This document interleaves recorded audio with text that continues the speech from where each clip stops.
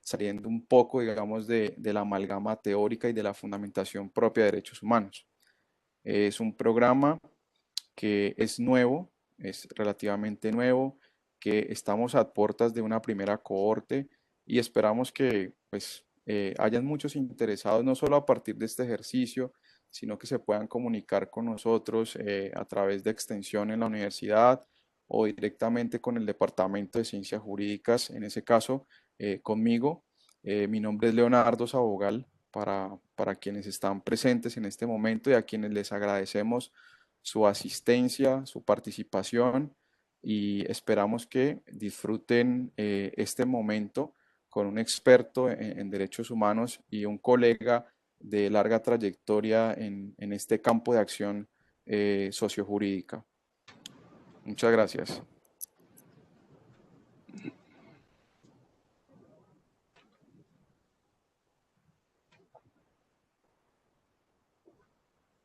Muy amable, profesor Leonardo. Mm, Vamos a incorporar al profesor Yuri entonces vía audio, ya que ha tenido algunos inconvenientes con la cámara y Listo. está en este instante en la línea con nuestra área de soporte técnico, pero ya regresa nuevamente. Le pediría a la dirección de extensión que nos dé formalmente la bienvenida, nos contextualice y mientras tanto hacemos la presentación que usted tiene del profesor Yuri para que nuestros invitados tengan un poco más presente la calidad y las capacidades del invitado y la mecánica que vamos a llevar para recoger las inquietudes que el profesor responderá de voz suya al final de la exposición. ¿Le parece? Claro. La metodología que tenemos para hoy es muy sencilla. Es una metodología de 40 minutos de exposición por parte de nuestro invitado, que es el profesor y abogado Yuri Alexander Romaña Rivas. Eh, Además de esto, después de la exposición vamos a tener y a contar con algunas de sus preguntas. Sabemos que pueden ser muchas, entonces trataremos de evacuar las preguntas que sean posibles. Tendremos aproximadamente de 20 a 25 minutos para las preguntas. Entonces, ustedes siéntanse cómodos en hacerlo a través del chat.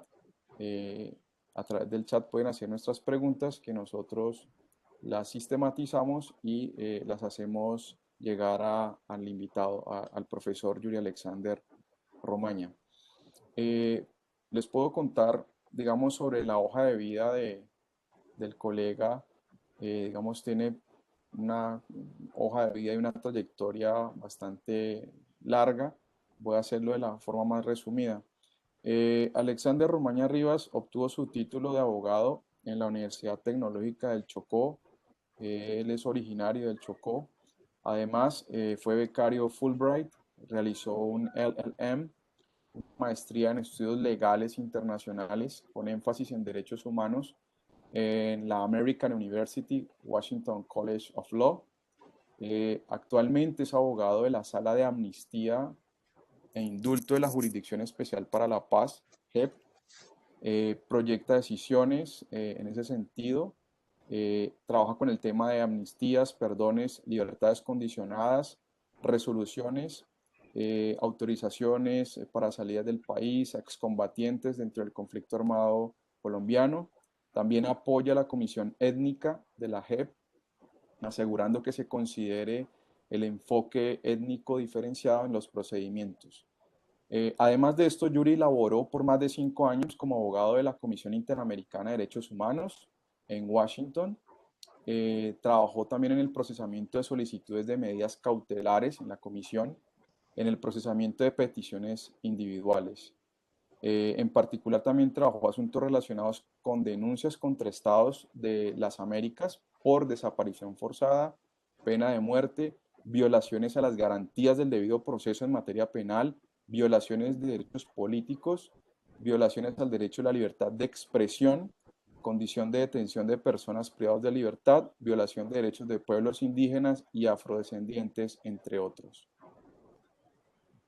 Digamos, este es un resumen de una manera muy breve, porque también ha sido profesor en algunas universidades del país, eh, como la Universidad del Magdalena y la Universidad Subcolombiana en el Huila.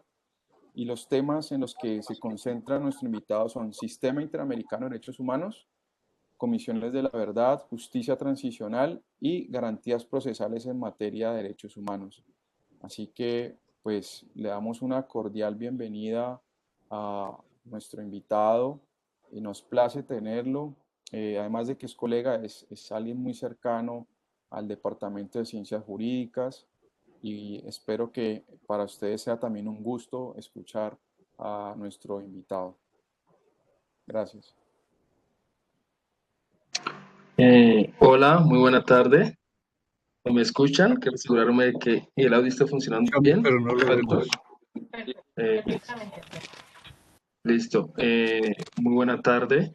Gracias por la invitación en primera medida y gracias por la presentación muy cálida por parte de Leonardo, por parte del profesor Leonardo. Así que encantado de estar aquí y también ofrezco excusas por los inconvenientes tecnológicos que han pedido que iniciemos un poco más tarde. Antes de arrancar, como Leonardo se lo manifestó, yo trabajo en la Jurisdicción Especial para la Paz, específicamente en la amnistía e indulto, y en ese sentido, quiero precisar que todo lo que yo manifiesto aquí es a título personal, no compromete para nada la institución de la JEP o la sala o la magistrada para la cual yo trabajo o con la cual yo trabajo. Así que es a título personal, es un ejercicio meramente académico. Más que hablar yo, quiero escuchar mucho de sus interrogantes y preguntas con respecto a esta pequeña conferencia que queremos realizar. Y el título o la conferencia traté de enfocarla en virtud de que este es un nuevo programa que se está lanzando, esta especialización en derechos humanos y territorio. Me parecía importante o me parece importante que, que tratemos como de reflexionar un poco sobre esta importancia y relevancia de la formación en derechos humanos. Y para ese efecto, pues he tratado de organizar algunas ideas que quiero compartir con ustedes. Así que la presentación básicamente va a constituir de eh, tres componentes. Uno va a ser, el primer va a ser abordar un poco el contexto histórico relacionado con la educación en derechos humanos. Eh, Vamos a ver, posteriormente vamos a mirar cómo los retos que los derechos humanos presentan en sí mismo o que han presentado históricamente eh, en el marco de conflictos. Entonces, cuáles son los retos que se presentan en la firma de acuerdos de paz o la cesación de situaciones estructurales que posibilitan violaciones sistemáticas de derechos humanos. Entonces, vamos a hablar un poco de esos contextos y cómo esos contextos obviamente generan que existe una necesidad de una formación en derechos humanos para superar esa situación de violencia histórica y que muchas veces se mantiene pese a que se haya firmado un acuerdo de paz. Y en ese sentido, pues vamos a ver un poco el contexto colombiano, pensando en los retos que nos presenta obviamente la actual coyuntura de transición y cómo una formación en derechos humanos puede ser pertinente. Y finalmente, como tercer aspecto y relacionado con los anteriores, vamos a mirar de pronto unas breves consideraciones que a mí me gustaría hacer sobre por qué considero que esta especialización puede ser una gran contribución no solamente a la de Cali, a la región, al departamento del Valle del Cauca, sino a toda la región del Pacífico e igualmente a todo el país, porque creo que el enfoque, como bien lo manifestó Leonardo, eh, es un enfoque que busca como, primero es un enfoque interdisciplinario, es decir, que no solamente está destinada a abogados, sino a personas de diferentes áreas de las ciencias humanas, entonces eso permite que personas desde diferentes quehaceres puedan contribuir a ese avance de derechos humanos en nuestro país, que es tan necesario. Entonces, sin más preámbulo, voy a empezar con el primer aspecto que tiene que ver más que todo con un contexto histórico normativo. Y entonces nosotros encontramos que una de las primeras, antes de hablar de las normas, pienso que va a irme un paso más atrás y es necesario mencionar que mucho de lo que la estructura normativa e institucional que existe hoy en día, Naciones Unidas, Sistema Interamericano, Sistema Europeo y los diferentes tratados internacionales que se han adoptado, surgen a partir de un fenómeno trágico que ocurre en la humanidad, como ustedes bien lo saben, y eso fue la Segunda Guerra Mundial. La Segunda Guerra Mundial tuvo un impacto en la conciencia eh, humana y sobre todo también vio mucho a los estados y sobre la necesidad de que se establecieran sistemas, un sistema universal de defensa y promoción de los derechos humanos encabezado por diferentes organismos de la Organización de las Naciones Unidas, y también posibilitó la necesidad de que a nivel regional se establecieran algunos sistemas regionales. Entonces nosotros encontramos allí 3 sistemas regionales: el sistema interamericano, el sistema europeo y el sistema africano. Entonces, todo esto surgió a partir de esa situación trágica de lo acontecido en la Segunda Guerra Mundial. Porque antes de los sucesos de la Segunda Guerra Mundial es importante tener presente que no existía, o los individuos no tenían agencia para acudir ante organismos internacionales, es decir, esas instituciones no existían para reclamar o denunciar violaciones de derechos humanos. En esa época lo que existía era casi que una representación diplomática donde los estados, donde las personas se quejaban ante los estados de los cuales eran nacionales, diciendo: tal estado violó mis derechos, y este estado el estado de la cual la persona era nacional, podía reclamar ante este estado por la violación o afectación de los derechos de sus nacionales. Ustedes se podrán imaginar, esto era una situación compleja que generaba doble rasero, porque no siempre los estados iban a estar dispuestos a abogar por la defensa de derechos de ciertos individuos que de cierta manera podrían considerar que esas afectaciones son de relevancia como para poner en riesgo esas relaciones internacionales, porque ese es un factor importante, ¿no? Las relaciones que los estados quieren mantener entre sí. Entonces eso volvía que muchas veces esas quejas sobre posibles violaciones de derechos humanos se constituyeran básicamente en un arma política y quedaran a la discrecionalidad del Estado. Lo que hace el revolucionamiento con el establecimiento de instituciones, organismos, tratados que posibilitan a los individuos tener acceso a diferentes organismos o cuerpos de derechos humanos a nivel internacional, es que los individuos ya pueden acudir directamente a presentar sus quejas contra el Estado sin necesidad de acudir o tener como intermediario o como tercero al Estado del cual son nacionales. Y esto obviamente ustedes podrán imaginarse, antes de que existiera todo este engranaje que tenemos hoy de derechos humanos, era problemático porque básicamente era muy difícil para un individuo poder presentar una queja en contra del Estado del cual era nacional, básicamente. Ya con ese pequeño contexto, les comparto que una de las primeras normas o primeros artículos donde se consagró este derecho a la educación en derechos humanos fue el artículo 26 de, de la Declaración de Derechos Humanos, de la Declaración Universal de los Derechos Humanos de 1948. Y ese artículo, no es que me quiera pegar tanto a la literalidad, pero creo que es importante porque entiendo que no todos y todas son abogados aquí, así que creo que es bueno como ir precisando ciertas nociones para que todos partamos de una misma base.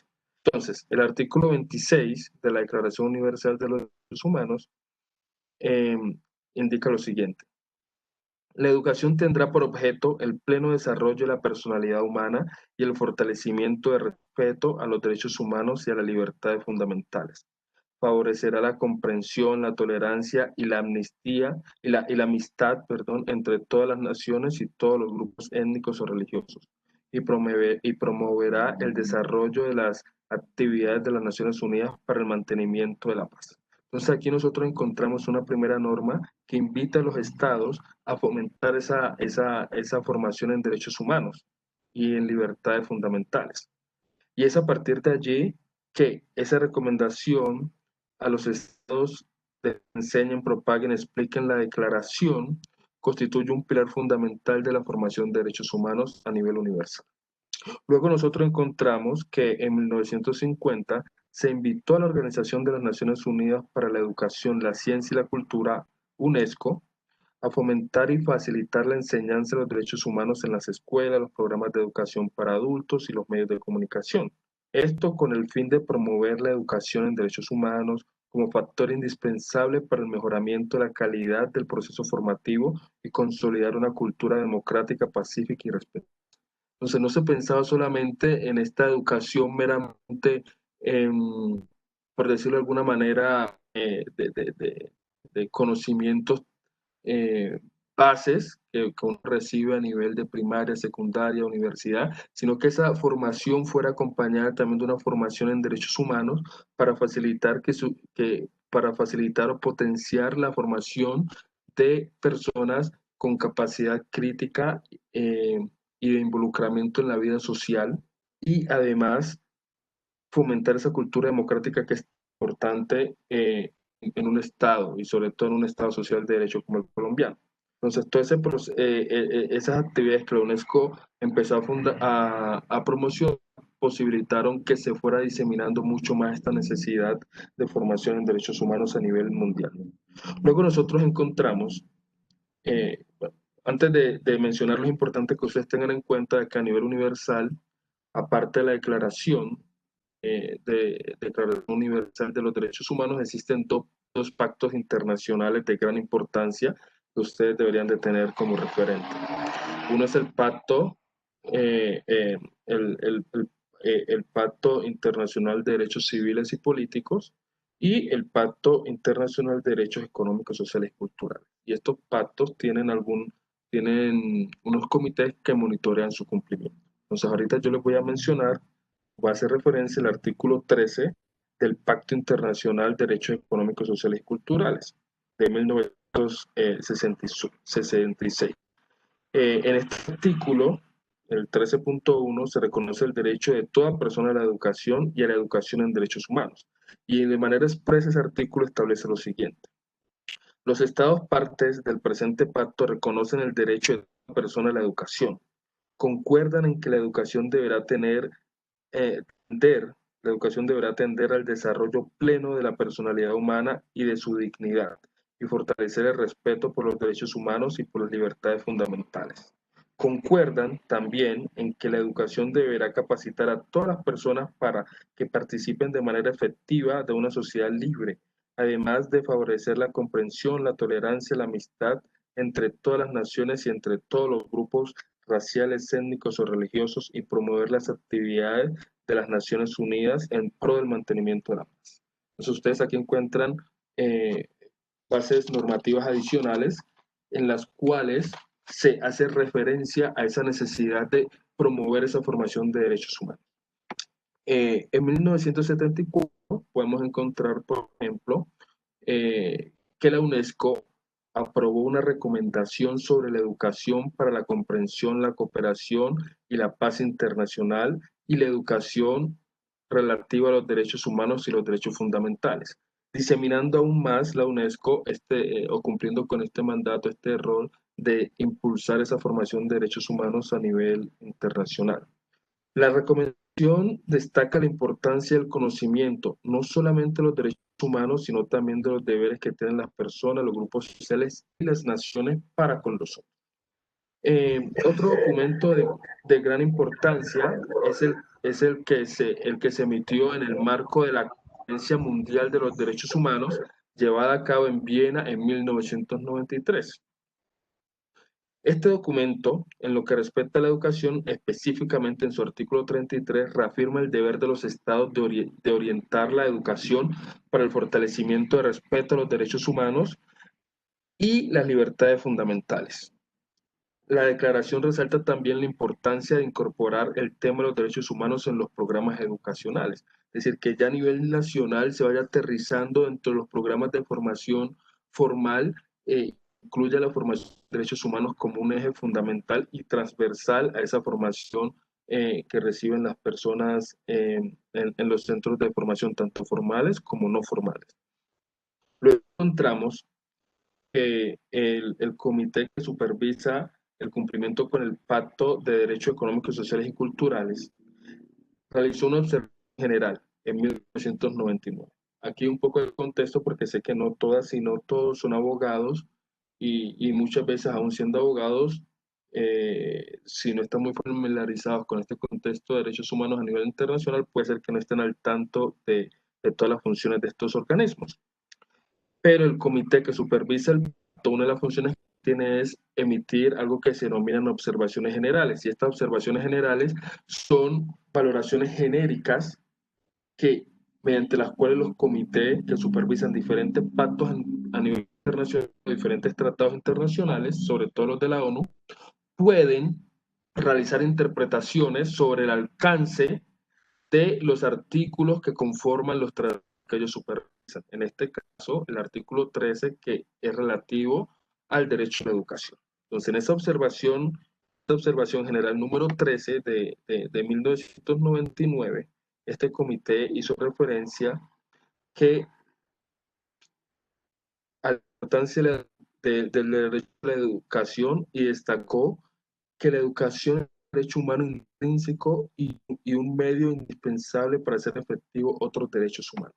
O sea, aquí se reafirma posteriormente esa naturaleza esencial de la formación en derechos humanos para garantizar la efectivización o la materialización de otros derechos reconocidos, no solamente en ese pacto, sino en diferentes tratados internacionales.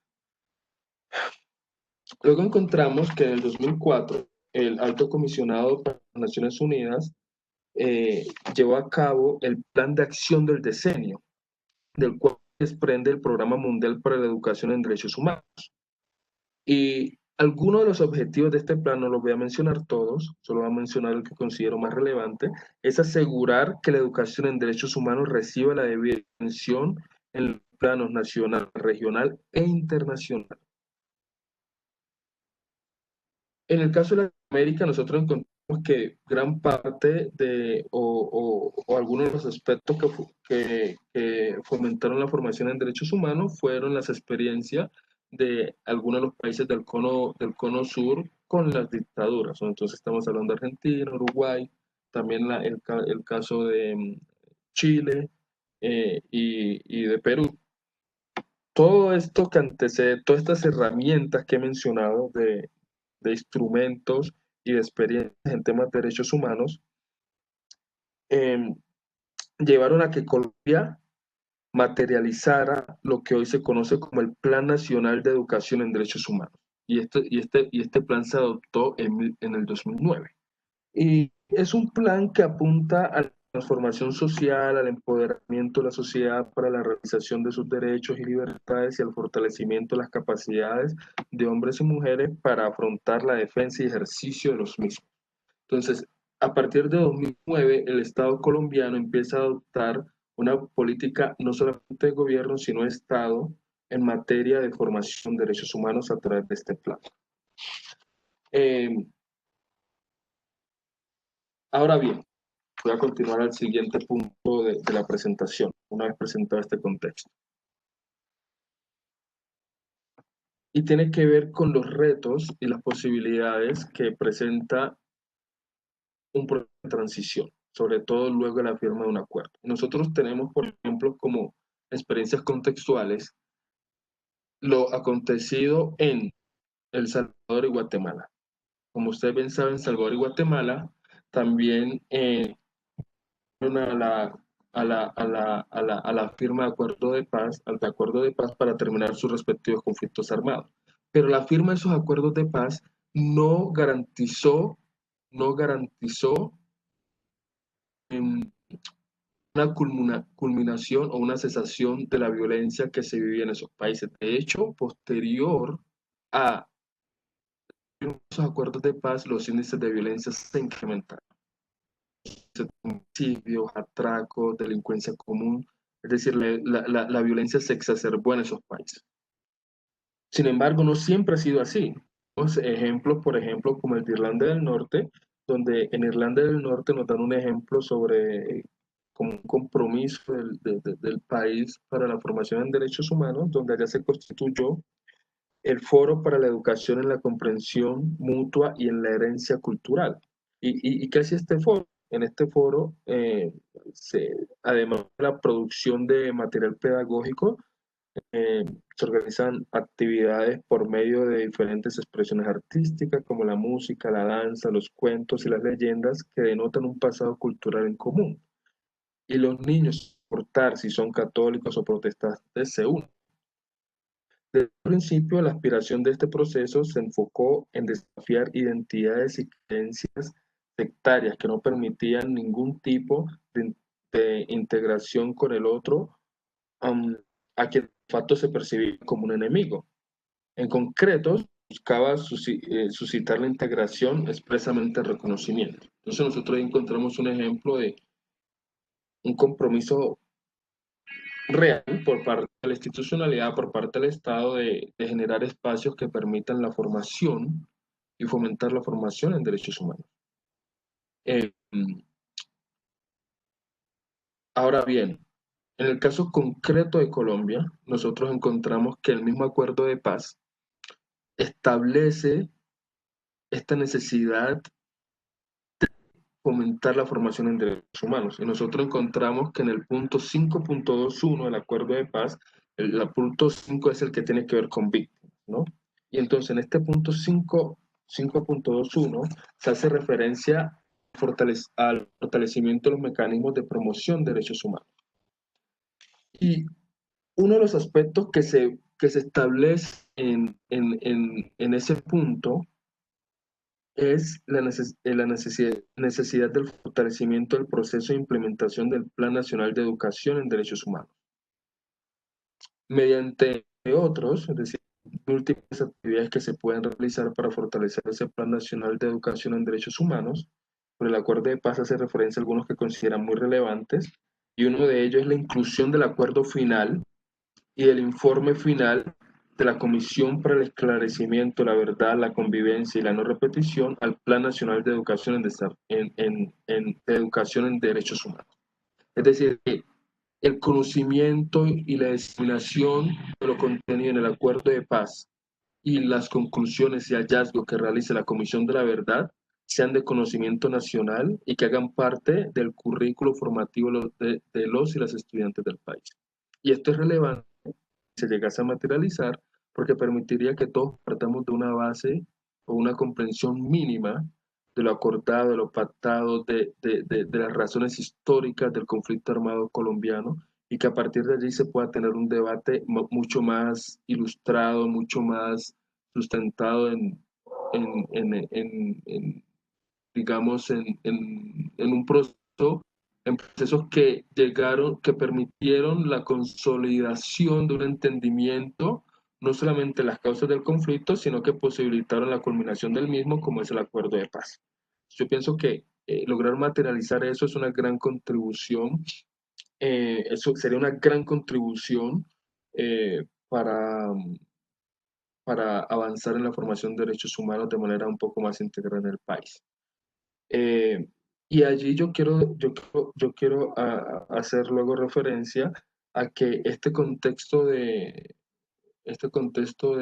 posconflicto o un contexto transicional requiere de un compromiso no solamente de toda la institucionalidad, sino de la academia, de la sociedad como un todo, de cada individuo, cada persona tratar de hacer su parte para no solamente formarse en estos temas, sino también difundirlo con la familia, con las amistades. Yo pienso que eso, la labor pedagógica es crucial para que nosotros podamos sacar avante este proceso transicional. Ahora bien, el proceso presenta sus retos y los hechos recientes nos lo han demostrado. Es decir, la violencia no ha cesado, todavía se siguen presentando hechos de violencia muy preocupantes a nivel nacional y sobre todo coinciden con las regiones que han sido desproporcionadamente afectadas por el conflicto armado en Colombia. De hecho, el CICR, el Comité Internacional de la Cruz Roja, el año pasado emitió un comunicado de prensa donde decía que en Colombia todavía existen conflictos armados entre Estados y diferentes grupos armados al margen de la ley. Y y el Comité Internacional de la Cruz Roja identificó por lo menos 5 conflictos armados en Colombia. Entonces ustedes tienen allí, todavía existe un conflicto armado con el ELN, todavía existe un conflicto armado con ciertos grupos de las disidencias de las FARC, que aun cuando no son numerosos, porque más del 90% de la antigua FARC se desmovilizó, pero un 10% quedaron activos, sobre todo en el oriente del país, y también en el suroccidente, y todavía allí el 6R considera que existen elementos que permiten caracterizar esa situación como de un conflicto armado. También existen bandas, lo que se llaman BACRIM, que están bastante estructuradas y organizadas y que de cierta manera mantienen ciertas zonas del país sometidas a un régimen de terror, por decirlo de alguna manera, y las cuales el Estado supone está combatiendo, está tratando de neutralizar. Entonces son diferentes obviamente los conflictos territoriales entre estos diferentes grupos armados ilegales que exacerban la situación de afectaciones de derechos humanos de estas comunidades, que aparte de la pobreza estructural, la discriminación estructural, las falencias históricas que siempre han tenido, siguen siendo objeto de situaciones de violencia por parte de estos grupos armados que se disputan esos terrenos. Entonces hay diferentes retos que todavía se presentan para pensar en cómo llegar a esa paz estable y duradera. Y aquí es donde yo pienso, y esto me lleva al tercer punto, de que una especialización como la que se está promoviendo desde la Universidad Autónoma de Occidente sobre derechos humanos y territorios con un enfoque bastante interdisciplinario es de gran importancia. Porque aún hoy en el siglo XXI, ustedes pueden ver de mi relato, uno diría como ya vamos 70 años desde la Declaración Universal de Derechos Humanos y esa consagración sobre la necesidad de, de fomentar la educación en derechos humanos. Quizás eso hoy en día no tendría tanto asidero, pero nuestra realidad, no solamente nacional, sino mundial, nos dice que todavía nos falta mucho, que tenemos que seguir acentuando esa formación en derechos humanos y sobre todo seguirla acentuando en profesionales, en personas que trabajen desde el territorio,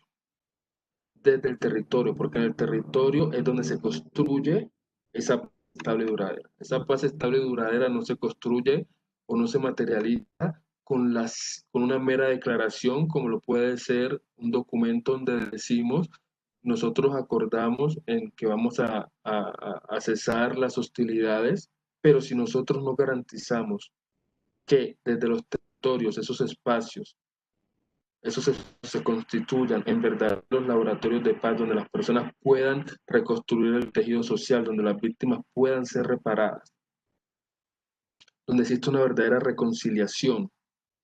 Si nosotros no logramos eso, la violencia va a resurgir y puede resurgir aún mucho peor.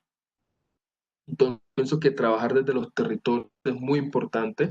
Una especialización con este enfoque creo que nos da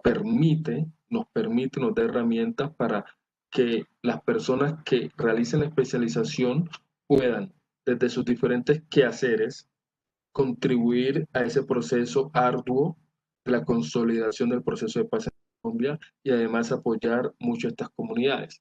Y aquí voy a contar un poco de mi experiencia cuando yo trabajaba en la Comisión Interamericana de Derechos Humanos. Una de las actividades que yo más disfrutaba hacer cuando me correspondía, o aun cuando no me correspondía, a veces estaba muy dispuesto a hacerlo y ofrecía de ser voluntario para hacerlo, y era poder tener charlas con personas que trabajaban en los territorios y que querían conocer cómo funciona el sistema interamericano de derechos humanos, cómo solicitar una medida cautelar, cómo presentar una petición, presentarnos su realidad y los retos que ellos tienen muchas veces para acceder al sistema.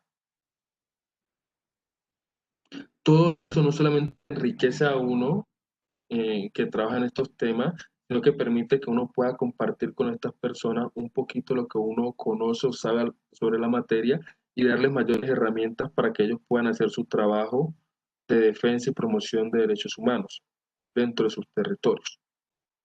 Y hoy en día ustedes saben que esa es una labor muy difícil, sobre todo en un país como Colombia, un país donde el número de amenazas y homicidios en contra de personas defensoras de derechos humanos o lideresas sociales es bastante elevado. Ahora se está sumando también eh, un número muy preocupante de homicidio en contra de excombatientes, personas que dejaron las armas en virtud del acuerdo de paz. Entonces, todos estos son retos que de una u otra manera nos presenta también una posibilidad de plantear soluciones y ver cómo nosotros desde lo que hacemos, cómo nos organizamos, cómo trabajamos para tratar de contribuir a que esta situación se supere y que el acuerdo de paz y que este proceso de transición sea verdaderamente exitoso. Exitoso para que podamos realmente llegar a tener una sociedad un poco más democrática, menos desigual, un poco más respetuosa por esos derechos humanos.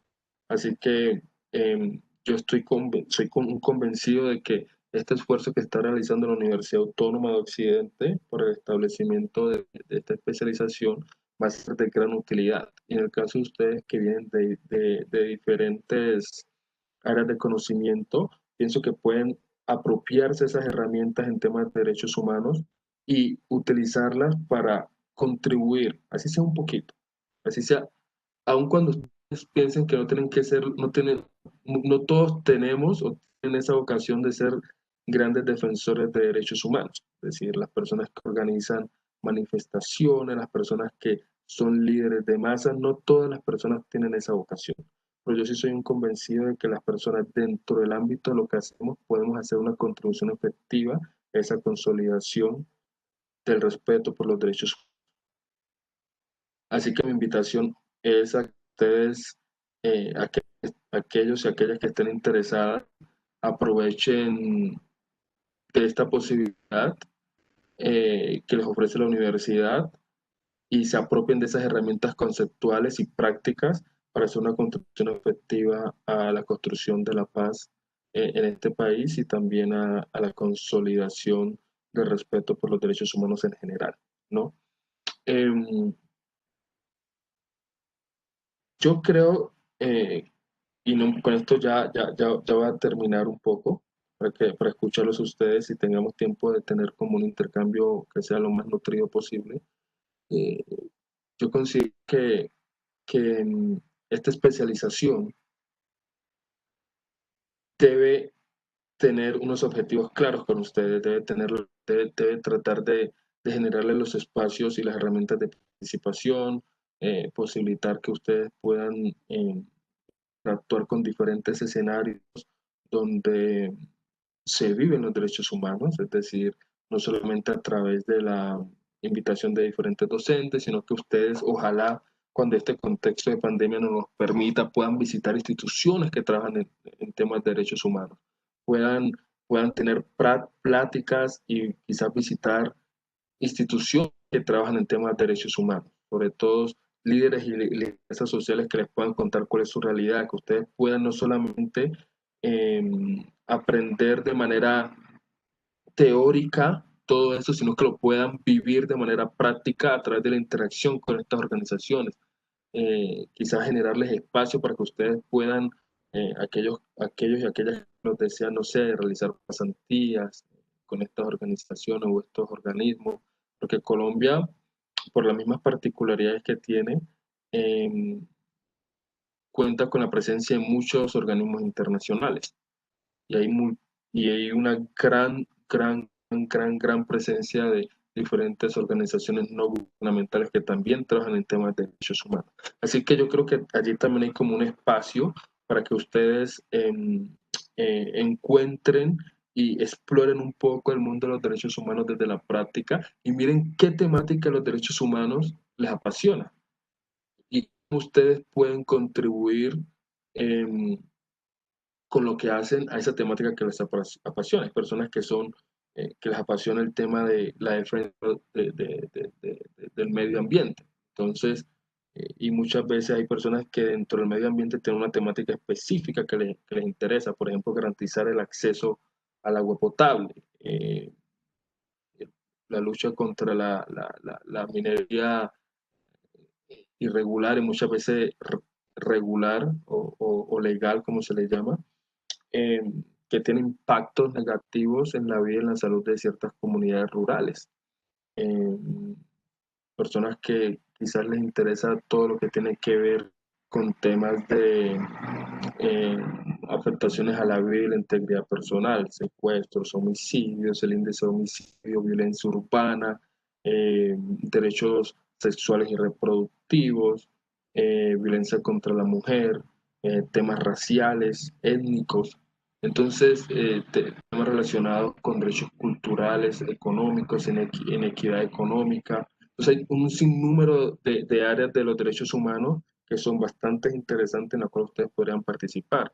Obviamente, eh, hay personas que les va a interesar mucho más el activismo, el litigio, y de igual manera eh, van a querer participar en escenarios como el Sistema Interamericano de Derechos Humanos, o personas que desean contribuir de alguna manera a la consolidación del acuerdo de paz, desde algún escenario gubernamental, una organización no gubernamental, cooperación internacional. Entonces hay múltiples escenarios que yo pienso que la universidad les puede apoyar en explorar y que ojalá de allí se obtengan frutos muy positivos para no solamente las personas que decidan hacer la especialización, o frutos positivos a nivel individual, sino también que se reflejen a nivel municipal, departamental, regional y nacional. Entonces yo con eso culmino y ya le cedo la palabra a Leonardo y vamos a escuchar los interrogantes que ustedes puedan tener. Muchas gracias. Muchísimas gracias, Alexander. Eh, muy interesante, muy pertinente el mensaje que queda para, para todos, sí, para todas. Creo que es, eh, digamos, la idea de esta conferencia, precisamente atender esa serie de requerimientos que tiene el contexto actual nacional e internacional. Yo tengo aquí algunas preguntas, eh, Alexander. Yo creo que voy a hacer unos bloques. Tengo algunas que me han hecho llegar vía correo electrónico, otras por Hangout. Bueno, no sé si por el chat algunos no se animaron. Vamos a ver. Y tengo una primera pregunta que aparece aquí y es, ¿cuál es el balance en materia de verdad después de varios años de funcionamiento de la Jurisdicción Especial para la Paz? ¿Qué se ha logrado en materia de verdad? Esa es una primera pregunta para que la tengas allí a la mano.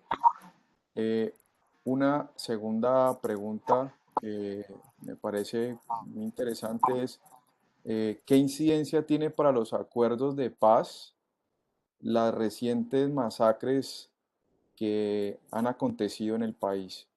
¿Sí? Eso es una pregunta realmente muy actual.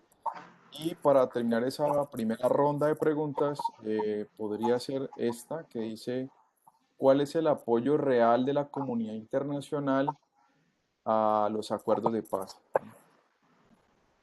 Entonces tenemos esas tres en primera instancia para que las contestes en, no sé, en unos 10 minutos, creería yo. Listo. Muchas gracias. Estoy tomando nota de las preguntas para responderlas. Eh,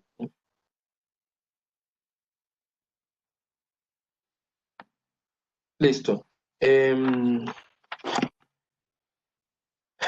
Voy a iniciar por la última pregunta, que es un poco genérica, y luego voy a ir descendiendo a las preguntas más específicas. Eh, Paradójicamente, los acuerdos de paz desde la propia negociación entre las partes, es decir, el Estado colombiano y las Fuerzas Armadas, las antiguas Fuerzas Armadas Revolucionarias de Colombia, Ejército del Pueblo, FARC, eh, han gozado de un respaldo sólido de la comunidad internacional, sólido en allanar el camino, como ustedes pueden saber, hubo varios estados involucrados como facilitadores. Tenemos Cuba que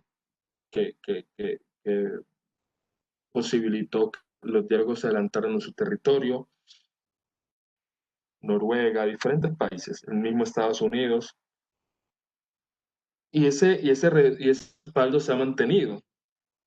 Ese respaldo se ha mantenido, por lo menos de la experiencia, de lo que yo conozco un poco más, que es desde la óptica del sistema integral de verdad, justicia y reparación, el apoyo de la comunidad internacional, la Unión Europea, la misión de observación de la ONU, la misión de observación de los mismos estados, de la Organización de Estados Americanos, ha sido un respaldo sólido desde diferentes perspectivas. Financiero, ha habido un apoyo financiero importante, ha existido también un apoyo técnico en temas de formación, un apoyo también trayendo muchos profesionales internacionales a que se encuentren para que se establezcan en alguno de estos territorios donde se encuentran excombatientes en los espacios territoriales. Entonces el apoyo de la comunidad internacional ha sido sólido, empezando desde el mismo Consejo de Seguridad de las Naciones Unidas, que ha reiterado la importancia del acuerdo de paz como un elemento estabilizador de la región, ¿no? Para garantizar la paz y la seguridad a nivel mundial y sobre todo regional y nacional. Entonces, como que yo pienso que ese apoyo ha sido irrestricto desde el inicio y se ha mantenido a través del tiempo. Entonces, hay mucho apoyo en temas de formación que han venido expertos internacionales traídos por la comunidad internacional para apoyar el trabajo de la JEP. También se ha apoyado mucho el trabajo de la Comisión de la Verdad, tanto pasantes internacionales, sobre todo en la JEP, conozco que hemos tenido pasantes internacionales que han venido a apoyar el trabajo de la JEP, eh, estudiantes de universidades de fuera del país que quieren conocer un poco más de cerca el proceso de paz, conocer el trabajo de la JEP, y a través de la realización de pasantías se les posibilita esta oportunidad, y además ellos también contribuyen eh, sus conocimientos, su formación a la labor que realiza la JEP. Entonces, definitivamente yo pienso eh, que, que esa contribución de la comunidad internacional ha sido esencial para el avance de los acuerdos de paz, o para el avance de la negociación que concluyó en los acuerdos de paz y se ha mantenido con el paso del tiempo en, en, para garantizar como la efectiva implementación de esos acuerdos, lo cual no siempre ha ocurrido a nivel nacional, porque a nivel nacional sí ha sido un tema controversial, ha sido un tema de resistencia en ciertos sectores del país, pero para la comunidad internacional ha sido un tema primordial que en Colombia se pueda consolidar este proceso de paz. En lo que tiene que ver sobre cuál es el balance en materia de verdad, yo pienso que primero, lo primero que hay que decir es que la JEP tiene poco más de 2 años y medio de funcionamiento, eh, y el trabajo de la JEP y también de la Comisión de la Verdad es un trabajo bastante arduo, porque estamos hablando de un conflicto de más de 50 años con 9 millones de víctimas, según datos recientes de la unidad de víctimas. Y esto representa un reto grande, consolidar una narrativa de verdad.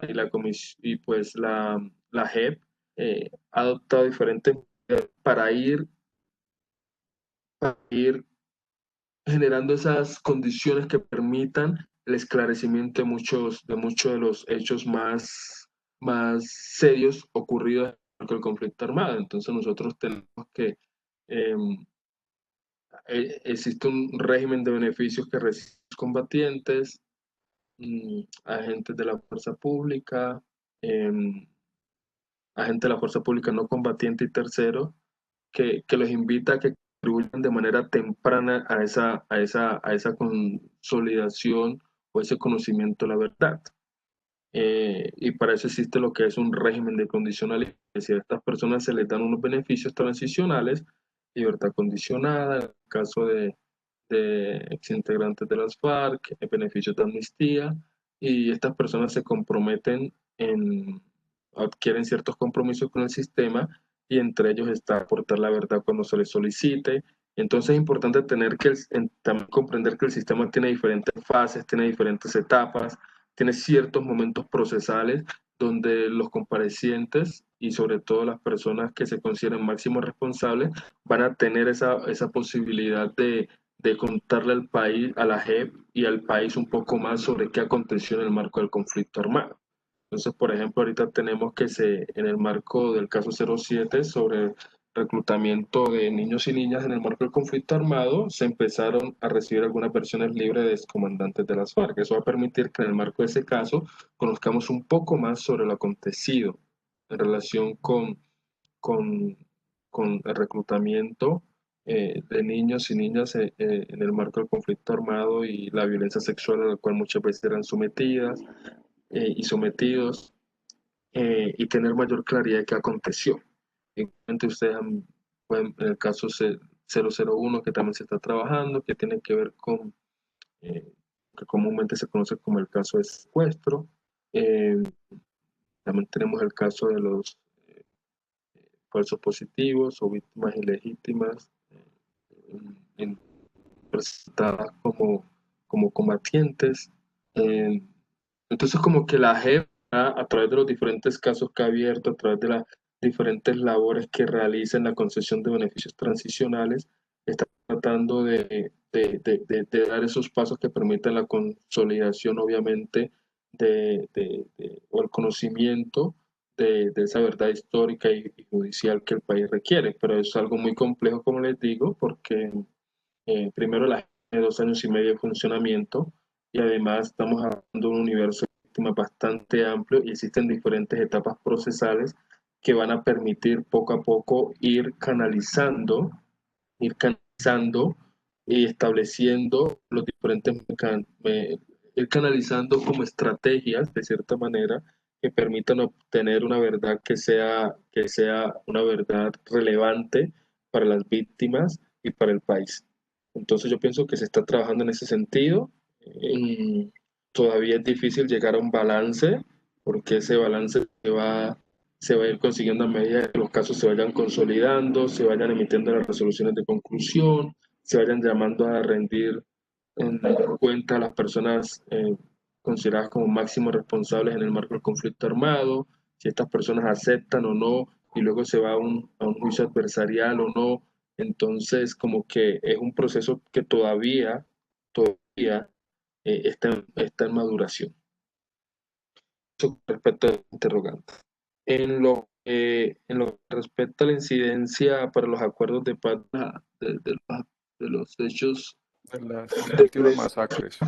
sí, los hechos de violencia recientes, específicamente las masacres, yo pienso em, es un tema complejo porque que todavía son materia de investigación, es decir, no sabemos exactamente los móviles que llevaron a la comisión de estos crímenes.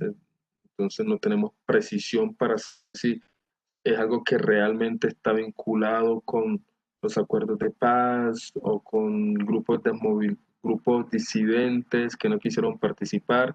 Y pues aquellos que decidieron no participar, pues no se les puede considerar como que básicamente están cumpliendo algo a lo cual se comprometieron. Simplemente ellos decidieron hacerse aparte del acuerdo de paz y decidieron tomar otra vía, y pues el Estado tiene el deber de responder ante esa realidad, ¿no? Neutralizar a estas personas, eh, tratar de salvaguardar a la población civil. Entonces, sería muy especulativo de mi parte llegar a hacer una valoración sobre cómo esto impacta el acuerdo de paz, pero lo cierto es que sí se genera un ambiente adverso, porque obviamente la expectativa nacional es que los acuerdos de paz fuesen a traer una mayor tranquilidad en los territorios, fuesen a permitir esa consolidación de reconciliación, a nivel territorial, pero lo cierto es, como les decía, que en diferentes experiencias a nivel internacional, muchas veces después de la firma de acuerdos de paz, los índices de violencia pueden incrementarse, desafortunadamente, y de allí que nosotros tengamos que exigir de nuestra institucionalidad una respuesta mucho más efectiva.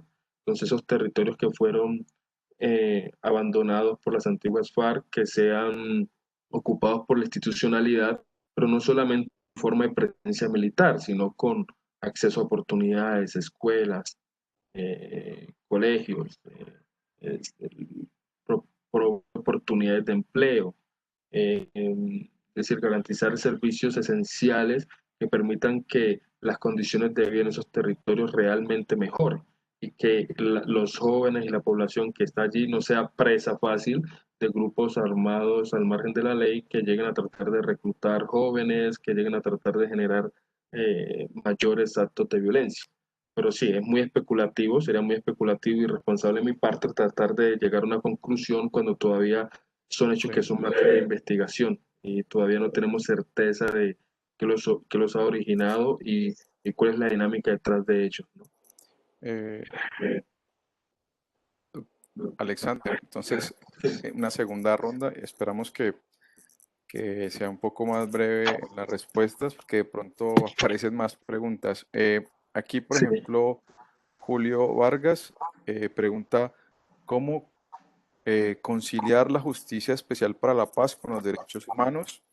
Y Carolina ¿Me Ruiz, repites esa, por favor? Por favor, sí, no la alcances a tomar. ¿Cómo consolidar qué? ¿cómo, cómo conciliar, perdón, cómo conciliar la justicia especial para la paz con los derechos humanos? Eh, das un- eh, También aparece una pregunta de Karen Ascuntar, dice, ¿cómo justificar el hecho de mantener un pie en el acuerdo de paz, en pie el acuerdo de paz, cuando se ha incumplido por ambas partes, Estado y FARC? O sea, ¿cómo mantener en pie el acuerdo cuando se incumple por ambas partes de acuerdo a lo que expone Karen? Ok. Y aquí hay otra pregunta, es la siguiente. ¿Cuáles son las consecuencias de no contar con un Salvatore Mancuso ante la JEP? Son esas tres preguntas y si podemos hacer las respuestas de una forma más breve, se lo agradecería a Alexander.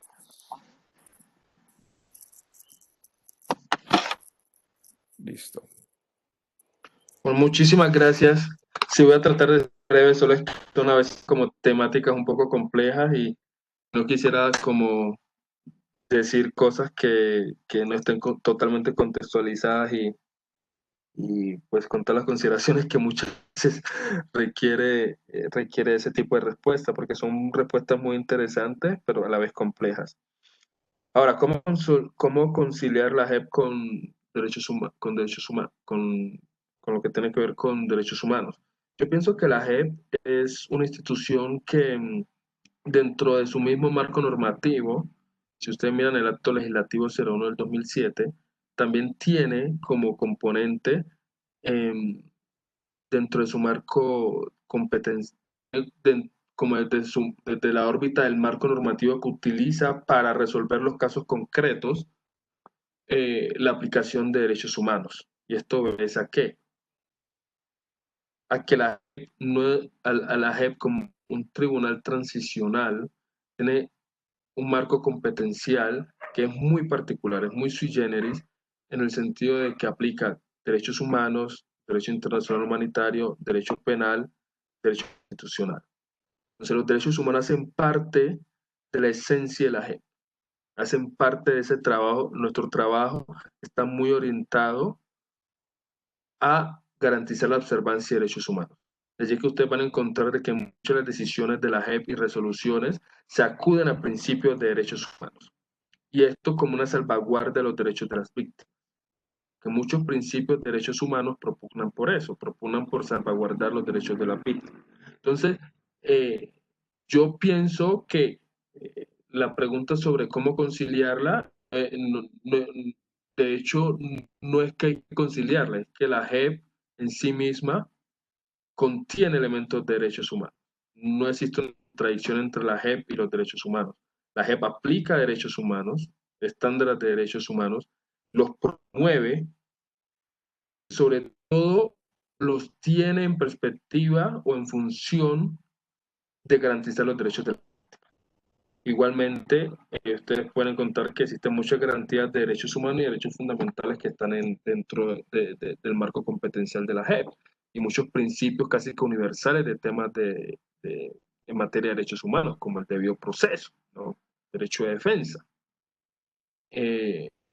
Todo eso hace parte del trabajo de la JEP y por eso es un trabajo que requiere cierta sistematicidad, cierta lógica y a la vez puede ser un trabajo que no va a proporcionar todos los resultados de un día para otro, pero que esperamos que en los 15 o 20 años que la JEP tiene de funcionamiento se puedan dar respuestas importantes al país en materia de verdad, en materia de un poco, tratar de promover un poco la reconciliación, tratar de establecer cierto nivel de responsabilidades individuales y también y de responsabilidades individuales bien sea aceptadas por, por, por los comparecientes de la JEP o a través de lo que se establezca en el marco de las decisiones que se tomen, ¿no? Entonces, pienso que la esencia de la JEP, o una particularidad de la JEP, es que su marco normativo incorpora derechos humanos y hace que esté obligada en su actuar a observar esos principios. Entonces, más que conciliarlo, es tratar de que su actuar se vea reflejada esa garantía de derechos humanos.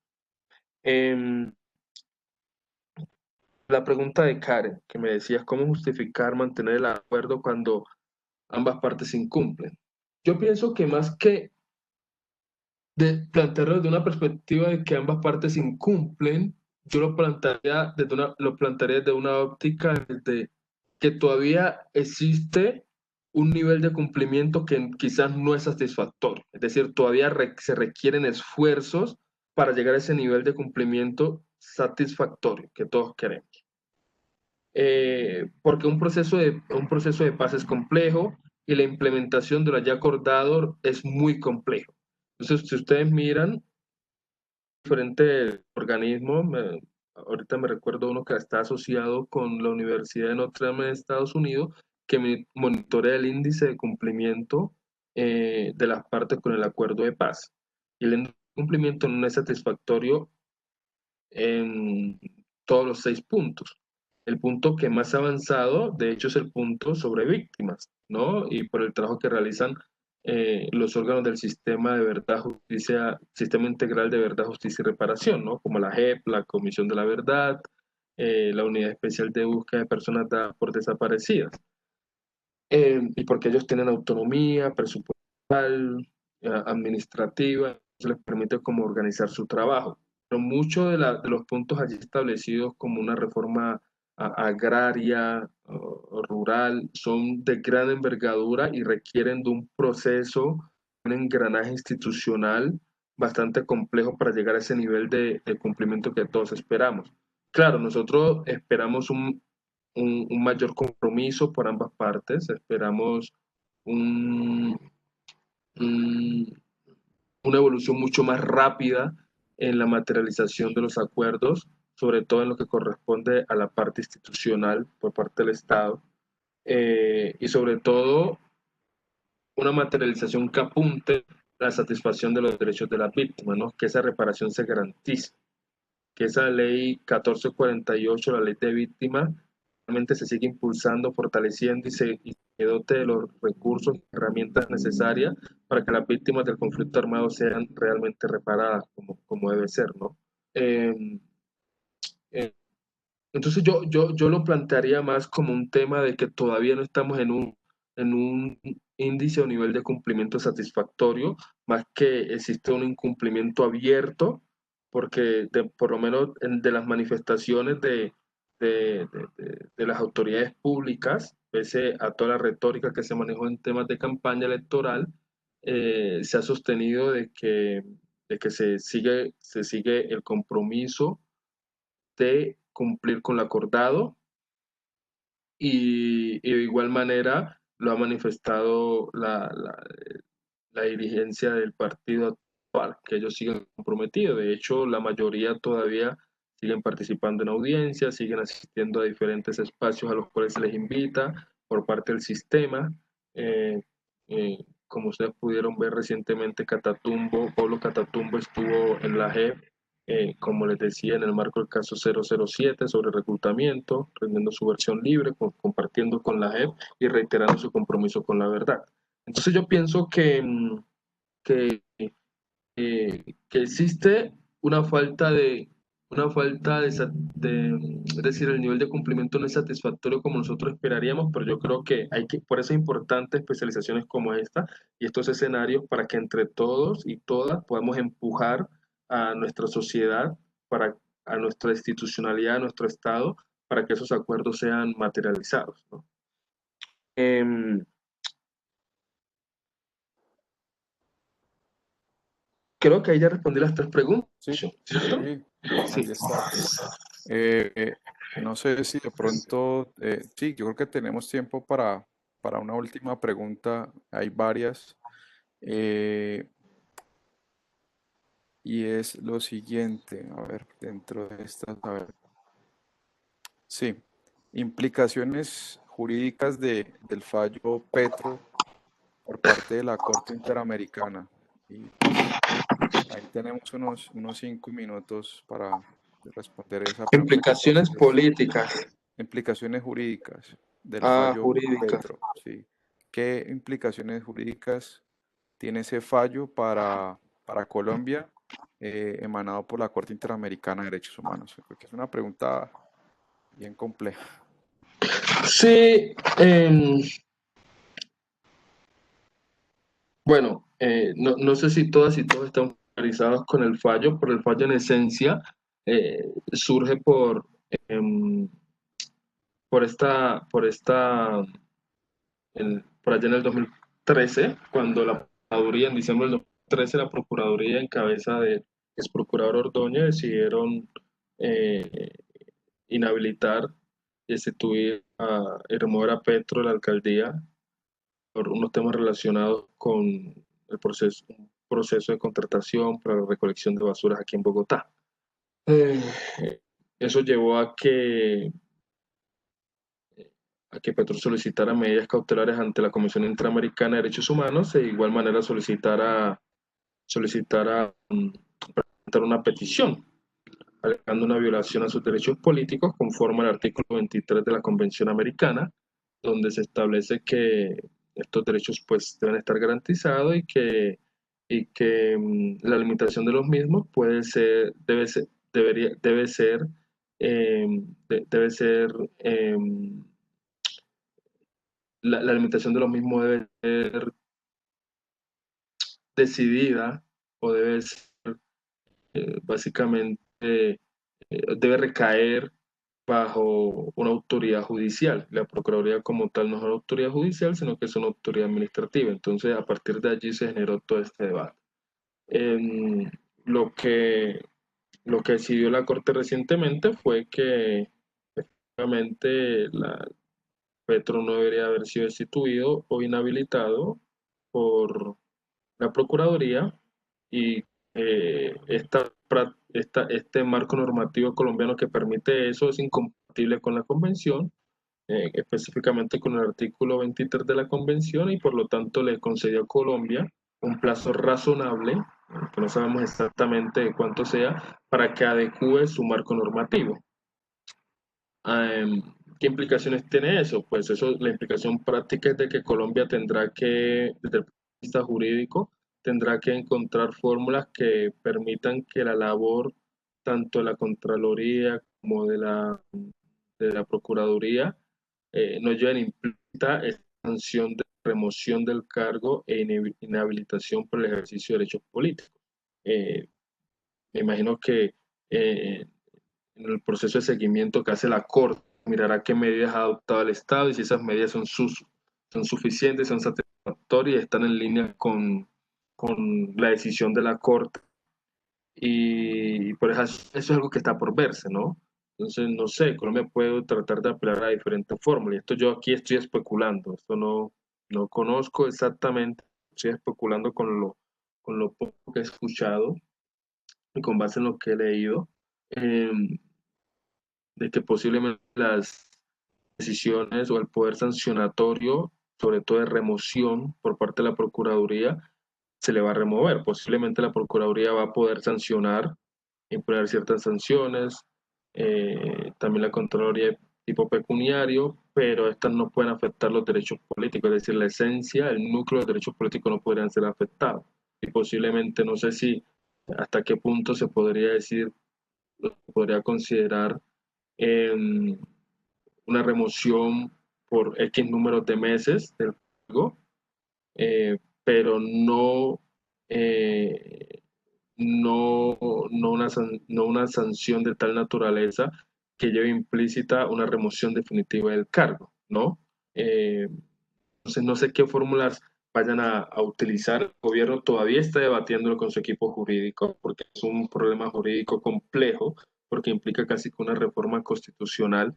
Eh, no sé si está o solamente el código jurídico disciplinario, pero yo creo que luego vamos a conocer cuál es la propuesta del Estado colombiano para responder y cumplir con esa sentencia de la Corte Interamericana.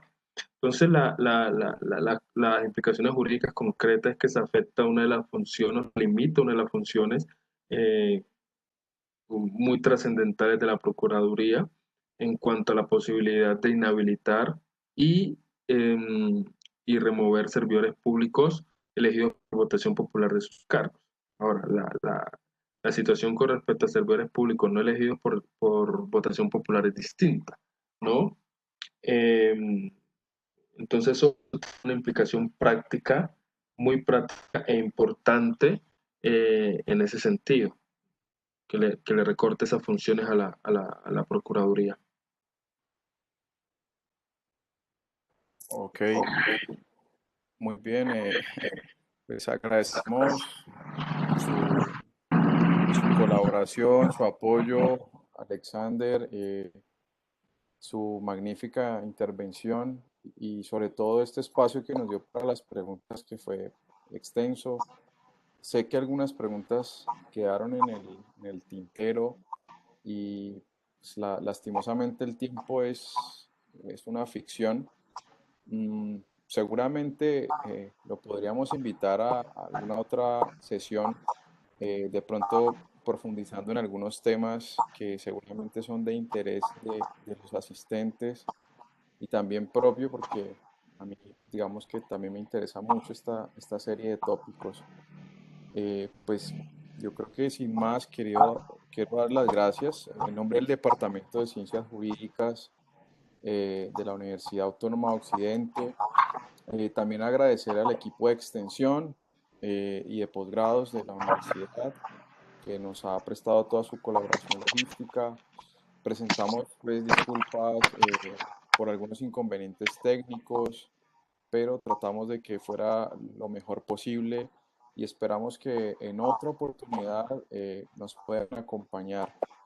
Eh, no sé si Alexander pues, nos quiere hacer una invitación desde su profesión y desde su dimensión hacia los derechos humanos. Sí, solamente invitarlos e invitarlas a que sigan interesados por estas temáticas. Los derechos humanos, pues obviamente yo trabajo en estos temas, pero me parece que es algo apasionante.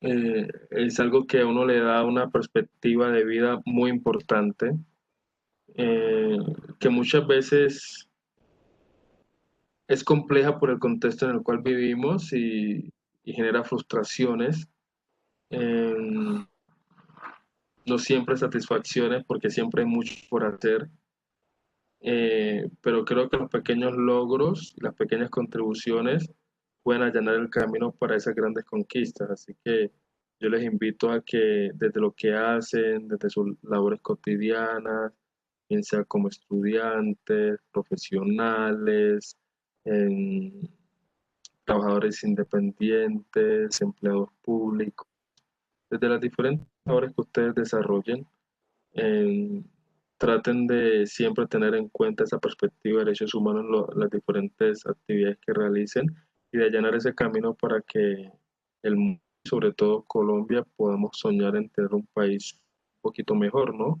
Como que yo pienso que cada generación, yo lo pienso como una carrera de, de 4x4. No sé si qué tan familiarizados están con carreras de atletismo, pero las carreras De relevo.